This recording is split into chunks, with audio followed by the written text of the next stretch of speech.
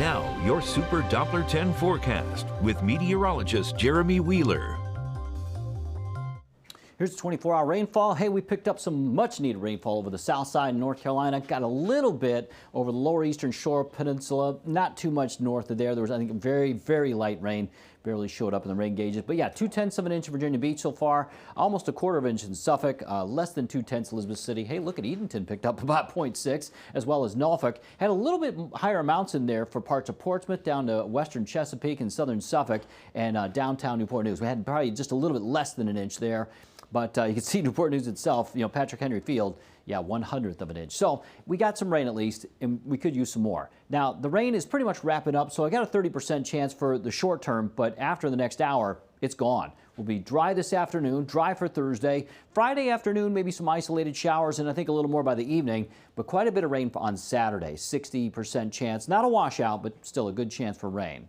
So the temperature today, 70, 73 tomorrow. Temperatures are awesome, 78 Friday. Back to 80 on Saturday. Remember, it's going to be more humid in here, but then it's going to dry out and cool down on Sunday. 67 degrees for that high. So we got a cold front that is slowly marching to the south. It will stall out to our south later today, but high pressure will build in. We'll get that north and then northeast breeze to dry things out. So the humidity does drop nicely, and it stays dry this afternoon, dry Thursday, dry most of Friday, but then Friday night and Saturday, that humidity's way up, and then it goes way down on Sunday.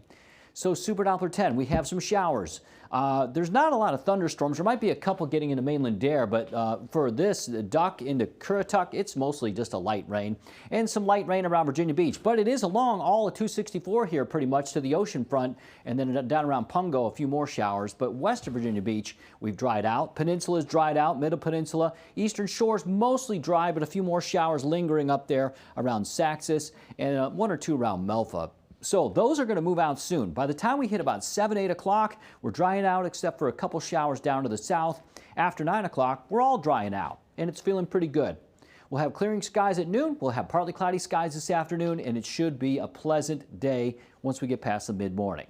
6 p.m. looks good. We'll have comfortable conditions. Temperatures probably in the upper 60s at the time, and then partly cloudy overnight, lows in the 50s. Tomorrow through the day, we'll have partly sunny skies, light east wind, looking pretty good for Thursday. So today, 69 Virginia Beach, 70 in Killable Hills, 70 Norfolk and Portsmouth, and low 70s in Chesapeake, Elizabeth City, 70 out in Suffolk. A few showers wrap it up, and then we'll have clearing skies. You pretty much already wrapped up those showers except for a couple strays on the eastern shore, so clearing skies for you in Hampton and Melfa.